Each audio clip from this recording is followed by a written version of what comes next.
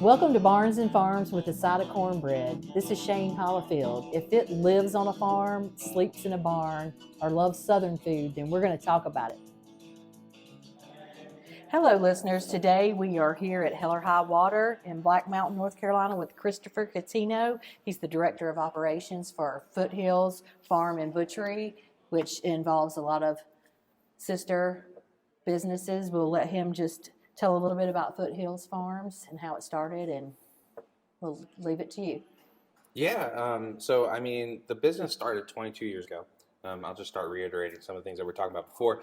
And it started with Casey, and Foothills Farm and Butchery started out as Foothills Farm, right? A lot of people ask the question, is which came first, the chicken or the egg? Foothills Brewery or Foothills Farm? And it's like those are two different entities. Foothills Brewery, although a great product, has nothing to do with us. We're Foothills Farm and Butchery. And so the way the story goes, and it was great because we got to talk about this just a couple weeks ago with a staff meeting, bring everyone in, and we asked the question to Casey, one of our owners. So, what got you into this chaos? What got you in this crazy? Like, what made you think that this was what you wanted to do? And he's like, well, it just wasn't like that. It wasn't like, oh, I want to open up restaurants. No, it started out like most really good entrepreneurs, is fulfilling a need. Right, so he's had a lot of time in agriculture, a lot of time working with the government and those types of things. But he had the farm, and they were raising pigs, and they were coming down the mountain with their product that they were butchering through another outlet, which wasn't cheap, right? Yes. And he came to find out that the chef only wanted a certain kind of cut, and for the small time producers that didn't have 1,000 hogs to work with, that wasn't very efficient. It wasted a lot of product. It didn't give much honor to the animal itself. It was just a simple thing, and it was very much so Walmart-esque. Yeah, right? Yeah, That's the best way to look at it. It's absolutely. Like I want this particular SKU, this particular item. That's it. And so, solving the problem, Casey tried to reduce some of his costs by opening up the butcher shop. Right. And I paraphrase some of this because I wasn't here during that time, but I'm telling the story as it was told to me, which is probably the best for everyone. Which is great. It's this streamlined, a little bit. And just so the listeners know, the butchery is right across from my office, Noble and Company Realty. So we have been neighbors for quite a while now. Yeah. Continue your story. So anyways, he started to butcher own product and that type of thing. And he was, although that helped him reduce costs and able to get different products out to different people and be able to tell the mission and explain it more, they got nervous because, once you butcher the pig, it doesn't last forever, right? Yeah. Yeah. And so, they started doing their own hot dogs, their own hamburgers and things like that. And that's when the food trucks were born. So many people remember Foothills from the food trucks that have been in West Asheville, here, and likewise all throughout, and have since connected. And so a lot of comments I hear that come out there is like, well, so what happened to food trucks? Like, they weren't successful? No, they were so successful we had to open up the Grange to have a proper outlet for that product. Absolutely. So I mean, it's good. The food trucks are still there, and there's currently in standby for other projects and things that we're doing on that standpoint. But it's been that mission to solve the different problems, right? And so the first mission, just to kind of circle back, reiterate, is that small time producer, small time farmer, and we have a lot of good partners out there that I've just heard secondhand about how much respect they have for Casey and how they've saved their farm and those types of things. And if you go on your website, you can see who those producers are. But that being said, as we go down the line and we fast forward through COVID and the great shrink of what everyone did, and now Hurricane Helene, the mission's been the same, is how can we support our community? Although the community has widened from just the local farmers to our greater Western North Carolina area, our mission is always the same, right, to solve that problem for the community. And so here we are in Black Mountain now, right? We had the butcher bar, and that expanded over into the Grange, right? And then you ask the question is, well, what is the Grange? Well, every outlet that you look that we produce, whether it's Hell or Highwater, the Skillet pop-up, which we're going to talk about in a brief second here, or the Grange, it's an outlet for that product, right? So that we have good homage and stewardship over the animal, the land, the product, our community, that we have a home for everything to go so that nothing gets lost, right? No waste. So the next step, the question is, well, what is the Grange? The Grange, hamburgers, hot dogs, good times, but it's a clean, safe place for families, right? Absolutely. The little sand pit and all. Yeah. Well, that was defined by Casey's kids. I don't know if you heard that story. No, I didn't know where it came from, but I know it's been enjoyed greatly by all the Yeah. kids. Well, it was funny because at that time they were still kind of not crawling around, but they weren't big yet, right? Right. They're pretty big now if you see them, and they're running backhoe equipment and the big stuff, and they're really behind the scenes. Baby farmers. Yeah, they are, and they're doing great. But back then, when the Grange opened up, they asked the kids, well, what do they need? Dirt. Something to play in. Yeah, and so that's how the sand pit came. And so even when the kitchen got built up and things got moved around, they just moved the dirt pit. The dirt pit stayed the same, and it's not just dirt; it's sand. It's clean, high quality material that the kids aren't going to get sick in or do anything with that to be. So, all right, that's the kind of the story. Okay. It's a very, very shorthand story. I'm sure Casey and them can talk about all of the it's hard. It's a breath of 22 years I know. to try to touch base on all the blood, sweat, and tears that these people have gone through to make something so beautiful. And all I care to do is to give it respect. Absolutely. Right? And, give Casey respect because he does a lot for the community outside of his businesses. Like he has come in with his equipment and removed the snow and ice from the parking lots. And, he just does a lot. Yeah. I mean, I was going through some hard times and Casey gave me a home. But this was back when none of us knew that Helene was going to be what Helene was. Me and my partner, Meg, partner in crime here, Peter, not my personal partner. We love Meg. We do love Meg. And we were down the mountain kind of getting set up for a wedding, and we were scrubbing the cement floors. Something you would never do if you knew there was a natural disaster coming right down the alley there. And, you have to remember what it was like, right? Complete communication blackout. Route 40 going down to where Casey and Amanda live, completely shut down because of a landslide. Yes. They were only letting emergency vehicles go down the very tiny one lane that they had, right? So they couldn't get up to us. And a very small group was able to get to the restaurant. I'm glad we're retelling the story. There's different pieces that are important. Like the butcher shop itself, like without any power, we had to throw away $50,000 worth of food. Oh, wow. It was insane. The amount of disaster, we didn't have any flooding that destroyed anything, but there was a lot of stuff power that we're passionate about that got destroyed because there was no power, no water, no nothing, right? But what truly cemented my relationship with Casey and Amanda and this mission behind this company and what we're doing here was all the while I'm working hard to get things up and running up here in Black Mountain. Casey's down there with his whole family digging people out, following the cadaver dogs all down the city of Old Fort and doing what they can to bring normality back, right? Yes. And that's where he was, and that's where it stayed. And a friend would call him to come dig out some trees and things like that, and he was there. Just whatever's needed. Brother helping brother. Right. It didn't matter, right? And I've worked for a lot of companies, and for your owners to be rolling up their sleeves like that says something. It does. Right? Lead by example. Yeah. And then, I have to take my hat off to the entire community here in Black Mountain. I know you heard me say it before, but like how we all came together, right? I remember talking to Jason, who's one of the guys that helps us here, coordinating with the church up the street, and Shane and all them, just saying, hey, can you just come to this town hall and see what's going on? And we were asking the question, like, how can we fulfill a need? And all the food and stuff that was getting donated. And the question was, where is it going to go, right? And I'm going to go ahead and talk about the Cheshire Arms again. They're right across Route 40 there. You got Simon, who is a very talented chef. Heather, his wife, who is the most bubbly, lovely person you could ever imagine. And they were stuck in the rut too, just asking who can they help, right? On that standpoint.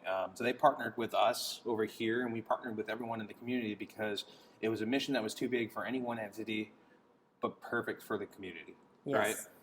So, all the restaurants in town here came together. Cheshire Arms helped me out with our efforts here in our kitchen here in Black Mountain, so that we could cook food for both the church and for the rail yard, where we served 2,000 plus meals a day to people. And that was the mission. It didn't matter, how many hours you were putting into it, what you were doing. You got here, you did what you had to do, and you made it happen. And it was just, look, we all went through dark times. We were scared. But just to see how the community came together, I can't express enough. Like Richard over at Pure and Proper, the part owners in the rail yard on that standpoint. Like everyone, just they put together all the competition and said, our community's in need. Let's help each other out. And it was an amazing sight to see. I mean, it was like no other. It was the best thing out of a disaster that you can imagine. Yeah. So, I mean, like I said before, that's how I really cemented how I feel about this company and what we do here. And honestly, Black Mountain too, right? And what this community is. It's something that's unique and beautiful, and it's just, it's different. If the rest of the world could be like this, right? Absolutely. I have so many people that get off the interstate to stop and get gas or grab a bite to eat and say, we need to move here, find us a house. So, I mean, there's something special about Black Mountain for sure. So then let's talk about the Skillet pop-up, on that standpoint. This building here, the old Icehouse, opened up in 1936. When you come into this facility, you'll see lots of fun artwork on the walls and everything. And it's blown up photos and things from the museum. Like, it's nothing fabricated, nothing fake on that standpoint. And so this building is the most photographed building in Black Mountain. So we have been lucky to have lots and lots of stuff to pay tribute to and kind of share with everyone. We were still going to open up, we were set to open up the first week of November. Obviously, because of the storm, that didn't happen, right? Yes. On that standpoint. But we said we wanted to do something and that we were going to push through because the community needed something, right? Something to get excited about, something to do. And that's when we talked about the pop-up skillet. The reason we called it the pop-up skillet was it pop-up, it was supposed to be temporary, right? A transitional period. Mm-hmm. And skillet, we wanted something that made people feel good and warm, right? Cozy, yes. Cozy, yes. The whole mission was to give everyone a metaphorical warm hug because we all needed it then. Nice. Right? And so that was the idea. And, in front of us, where we talk here is some cornbread and chicken. A skillet of cornbread, yes. A skillet of cornbread and chicken butter, which is has been the obvious symbol of what we're accomplishing. And when we talk about what that mission was, I often talk about something that happened to me and my wife. We had a pet that got out while we were getting all this set up here in Black Mountain. I don't know if you remember that. I remember the story, and it's not just any pet either. No. It's a little Bengal cat on that standpoint, and my wife went fairly understandably hysterical. Yes. The community came together in an instant.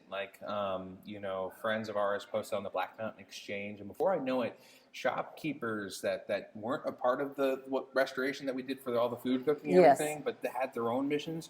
Right, they were out on the street alongside us looking for this cat, and within a couple of hours, we did find her. And although the actual event itself was not that tragic, right? Yes. Just seeing how everyone that works and lives in this community put down whatever was important to them to help out someone in need. And at that time, me and my wife were very much strangers to these folks. That didn't matter. Yeah. Right. I just time and time again, Black Mountain proves itself unwarranted, unsolicited, to just be open for love, and it's just it's amazing. So that became a part of all right. Well, if we're going to do this, we're going to do this right. That's what this building has to be. It has to be completely open and love to the people here through our food, through our service, through our mission, and that's what it is, right? I felt nothing but love every time I come here. From you and everybody here, just so everybody out there knows, come out to the Hell or Highwater pop-up skillet. That was the pop-up skillet, and that ran for a while. We had that temporary menu, which actually just ended this week, which was $35 a person, and you had a big thing of roasted chicken you could eat, super salad, the infamous, or not infamous, but very famous cornbread that came here, which, although it's transitioning away from this particular space, will not disappear completely. It's got a new home, which we'll add that towards the end. That's great, because that's one of my questions for you. You knew that was coming. Well, you can't take something that has meant so much to people and been so beautiful and just make it disappear. Right? Absolutely. That would be a heartbreaking thing, and I think our town has been through enough heartbreak, for sure. So then the name Hell or Highwater, which is polarizing to say the least. Right. It is. I'll talk about the day that Amanda McKissik and myself came up with that, and I can't even. I say myself, but it wasn't me. I just happened to be a fly in the wall observing this transaction, right? Yes. You know, they're standing on the very rooftop that we have here, the one rooftop here in Black Mountain. You can see all Seven Sisters Peaks and everything, right? And we're talking about this mission here of the skillet. It was before we even opened up the first time. You know, we were probably about a week's away, and we still haven't really named what this restaurant's going to be, right? Because the whole idea was, well, we'll put it together and something will be obvious, right? Yes. Well, something was obvious. It was right? obvious, and it was great. I remember the first day I saw the little postcard and the name.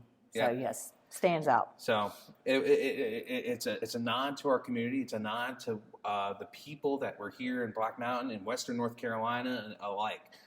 That come hell or high water, we're going to make this happen. I love Right, it. and I can just remember the tears in Amanda's eyes when it dawned on her that this was what it would be. And don't get me wrong, there's always been fear that phrase hell would be so polarizing that it wouldn't work. But our hearts towards what we've been through, which was that literal hell, never changed, right? And so it's all about the story and how you look at it, Yes. right? And what the story is, and as opposed to a remembrance of the atrocity we've been through together, it's a remembrance of who we became to get through those things. Yeah, all the love involved. Exactly. Yeah. And so that's where we got to go through. Okay. So hell or high water, you know, this weekend we started a brand new menu, right? And I'm going to take us back to some of these things. So you'll see on the old skillet menu we had Jägerwurst, Yes. we had gnocchi, and we had the roasted chicken. You got the Jägerwurst from the butcher shop. But why wasn't it more butcher shop focused? Because the water system was dirty, right? Or out altogether. Yeah. To be safe for our community, you have to have clean water. You can't do it without. Absolutely. When it comes from butchering whole animal, right? So we had to come online slowly, efficiently, and strategically, so that we made sure that our community was safe with the product that we were serving them. And so that's why the limited menu was important and stuck out as long as it did, because we had to open up the butcher shop again after having closed down during COVID, after having, you know, started. So it's like the third rebirth, right? That's right. And Meg could tell the story better than I can, but maybe we'll get Meg on a podcast yes. for sure. What they did there was just amazing. But anyways, fast forward, you know, we've gotten past that point that we no longer we need this menu, and we need to be able to do another outlet for our food and our product and what comes from that butcher shop.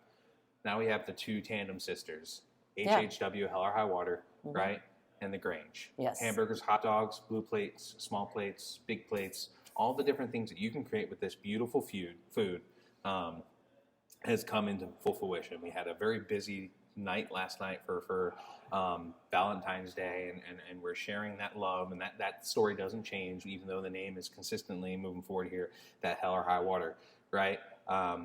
That I think this building, although it's built a brick, has cemented itself in its mission.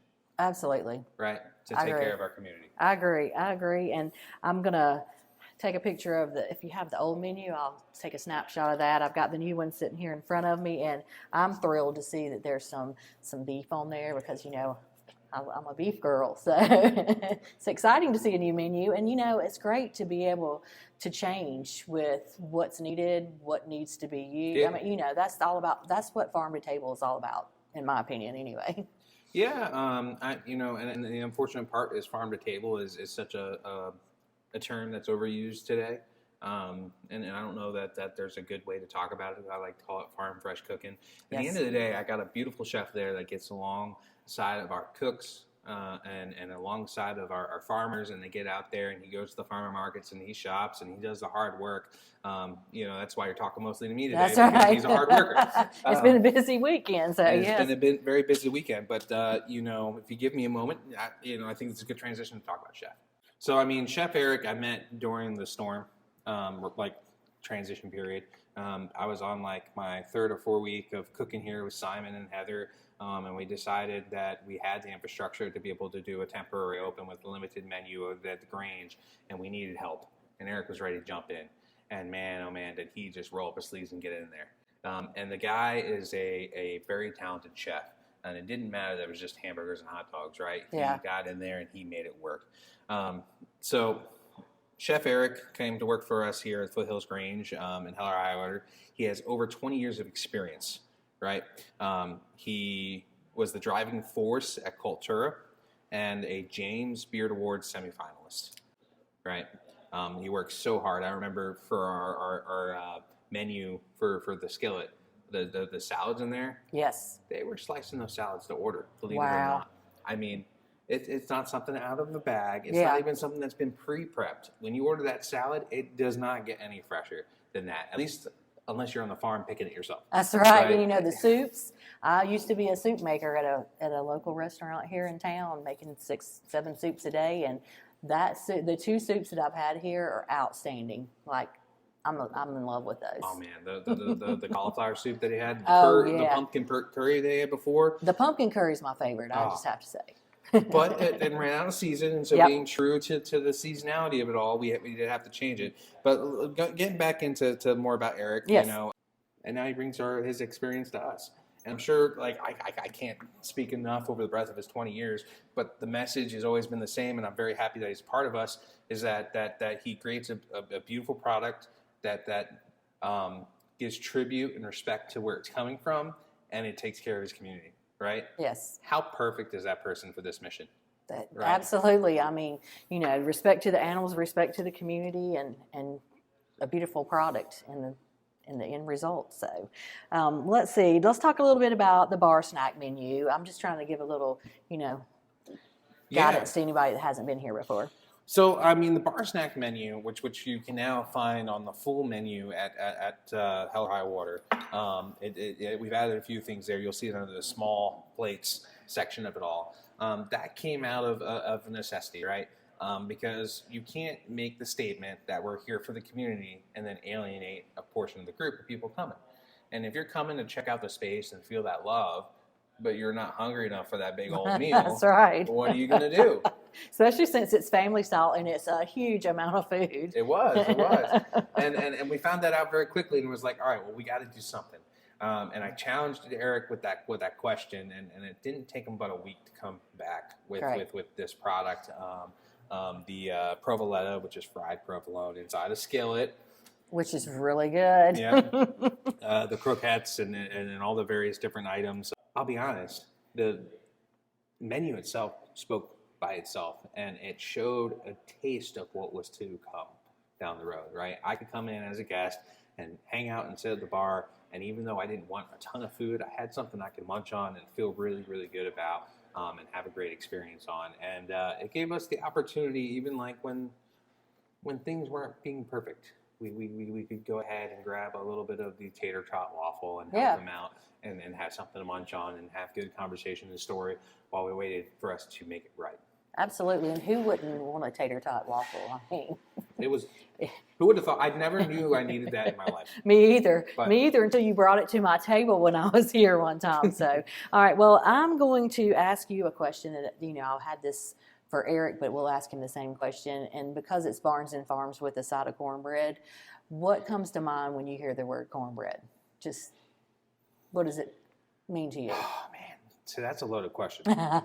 So I used to work at Walt Disney World, right? I worked over at Fort Wilderness Resort and Campgrounds, right? And over there we had cornbread for days. And the biggest thing is what we came here is cornbread spells out family, right? Absolutely.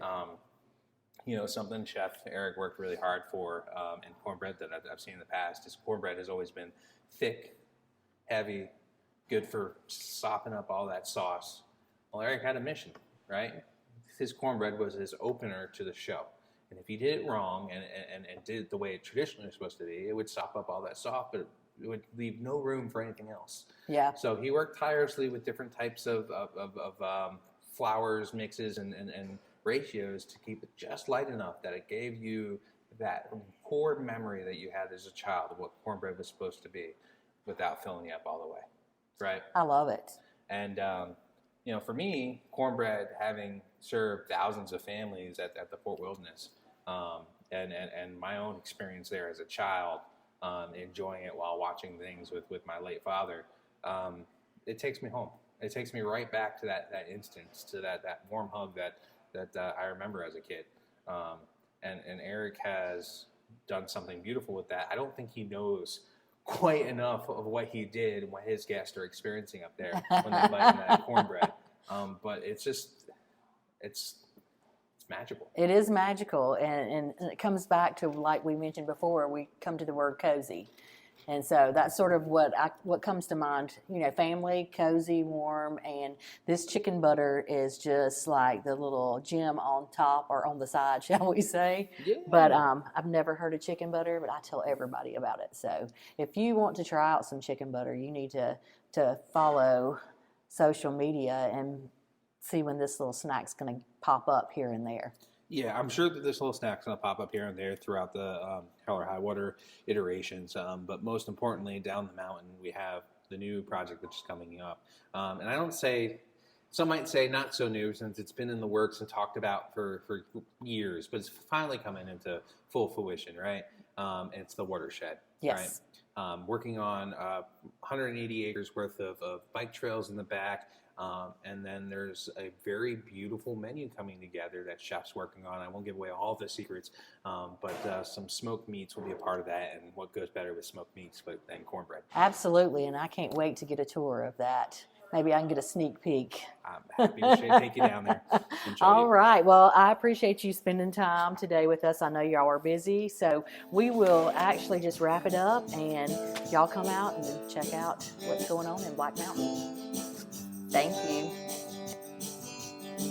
All right, so we're here with Chef Eric, and he is the one that came up with the concept of this skillet of wonderful cornbread that's sitting in front of me and the side of chicken butter. I need to know how you created this chicken butter. You don't have to give any secrets away, but we need to know how you thought of that. The idea was kind of born from waste not, want not. In restaurants, we process a lot of food. And we're always looking for creative ways to make the best out of that food. Just from an ethical standpoint, it doesn't make sense to buy, 36 chickens and throw half of it away. So one thing we kept ending up with was a lot of rendered chicken fat. Yes. From making stocks and roasting bones. And we're looking for ways to kind of incorporate that into something that's a little more elevated than just like your typical schmaltz. Mm-hmm. So I started playing around with the idea of sweetening it.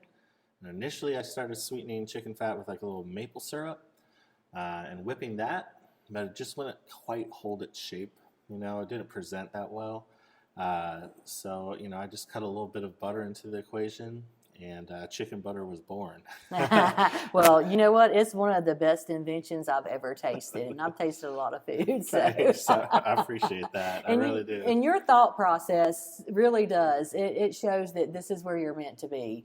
Because, with Casey's vision and, along with what Christopher was talking about, it seems like all of y'all are like-minded, and I feel like everybody's where they're supposed to be. So. Yeah, I mean, we all deserve good food, and it can be accessible, but only if we put the work into it.